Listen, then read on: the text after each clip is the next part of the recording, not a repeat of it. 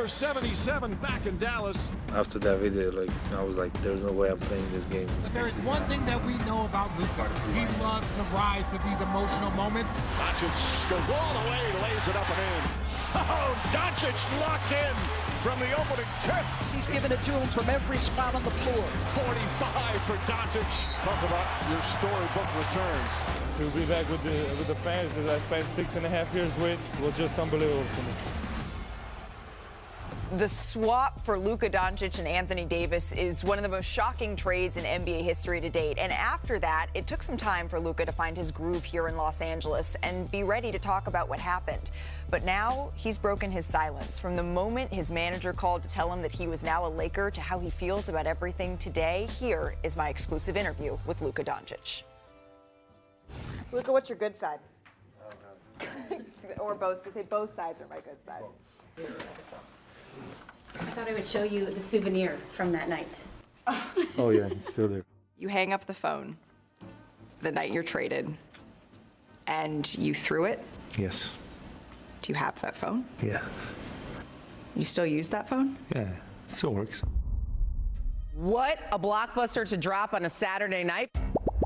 Shell-shocked. The biggest shock that I've ever seen covering the NBA all of these years. The L in the Lakers stands for lucky and for Luka. Action.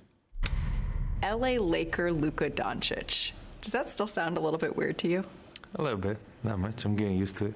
Let's go back to the night that you were traded. Can you just take me through what you did that night? Well, I was actually in the bed, My TV wasn't working, so I was on iPad watching a movie, about to go to sleep. First thing I said, probably 3 times, is April 1st. What were you feeling in that moment? Sadness, mostly. I was still in shock, crazy shock, and I felt like my heart was broken, honestly. At guard, in his 7th season from Slovenia, number 77, Luka!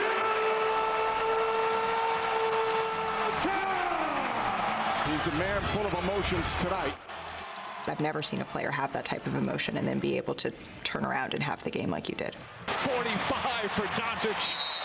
Luka lunacy returns here to Dallas. Honestly, I don't know either. Where would you rank that in terms of your all-time performances? I would say top 1 just because it was so special, with the fans, with teammates, just being there. It was something I never seen in my life, and it was just special, the love between me and the fans. There have been, on your way out of Dallas, some pretty pointed criticisms of you on the floor, off of the floor, even about your body. It's painful, depends how you take it. Mostly it came from Dallas, so I just didn't want to talk back. But I don't really read that much stuff, and just trying to focus on my journey. General Manager Nico Harrison of the Dallas Mavericks, he had this closed-door, no-cameras meeting with reporters. The reporter said, "You didn't believe that the team that went to the finals last year with Luka as a centerpiece could contend and continue to contend for championships." And Nico Harrison said, "I'll say this again, defense wins championships." What do you say to that? It's just sad in the way he's talking right now. I never say anything bad about him, and I just want to move on. The fans, my ex-teammates, I always keep it hard. It's time for me to move on from that. Have you spoken to Nico Harrison since you left Dallas? No. Have you spoken to him on the night that you were traded? No. Was your intention to finish your career in Dallas? Of course. It's an easy question. Loyalty is still a key tenet of who you are. Where does that loyalty go now? Does it transfer to the Los Angeles Lakers? Of course. like I say, loyalty is to the basketball first. Staying in Los Angeles is what you want to do? Yes.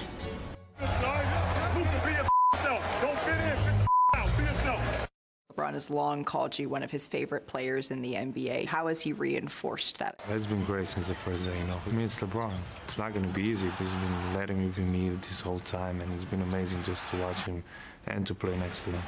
Dončić maneuvers for the lead. Got it! What a shot! The GIFs and memes and articles and clips on social media of you against Rudy Gobert start to be everywhere. What is it about this matchup that you love? I think he's a great defender, no matter who it is. I just like to go against centers. When you go against the best, you got to be at the top, so that's what I'm trying to do. The Boston Celtics are champions of the NBA as they defeat the Dallas Mavericks in 5 games. And oftentimes I talk to players who were there, and they spend the entire offseason with the faces of the players that beat them. How does that loss fuel this championship pursuit? You've been there, you could have won, but you lost. So you want to be a champion. I mean, I want to be a champion, and that's all you can think about after you lose. And it was devastating. Luka Magic on display in the purple and gold. Does this team have what it takes? Yes, I think so, yes. And it's going to take everything, every little detail, every possession. It's going to take everything. We will have more from Luka Dončić coming up in just a little bit. Now, Shams Charania, I turn to you with some breaking news here out of the Los Angeles Lakers franchise. Malika, the man that acquired Luka Dončić, brought him to the Lakers, was Rob Pelinka. Sources tell me he has reached an agreement on a multi-year contract extension with the Lakers general manager, and now a new title of president of basketball operations as well. This is obviously a big moment for the Lakers, big moment for Rob Pelinka in terms of this offseason. Luka Dončić is eligible for a contract extension, and now he knows who his general manager and president will be for the next several years, who his head coach already is in JJ Redick. So their leadership is aligned now. They're signed long term, and Luka Dončić will have his own decisions to make, but like he told you, his loyalty seems to be right now with the Lakers. We see the moves right there that Rob Pelinka has made, got Anthony Davis, and then Luka Dončić all these years later.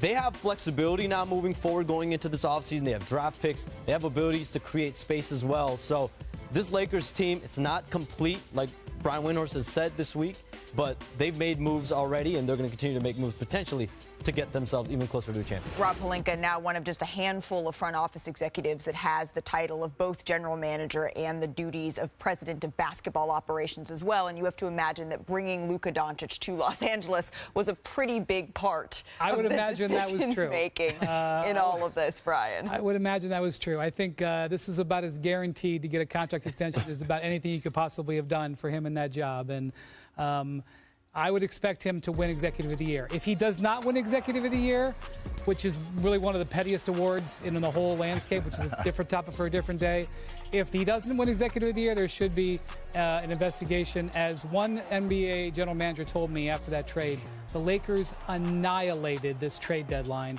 Here you see the fruits of that result right here. I think, you know, the Luka trade is clearly one of the big dominoes that impacted this extension here for Rob Pelinka. But to hear Luka reflect on that trade and to do so with so much candor and vulnerability, I really appreciated that. We're going to have more from our Luka Dončić conversation on NBA Countdown and Good Morning America. But Luka, to me, when I asked him questions, Udonis, about what was said about him on the way out, it seemed like nothing that was said could impact him because the trade was the ultimate betrayal. The trade was the ultimate action that hurt him, and now he has even headed into this postseason. Yeah, I would advise Luka to use it.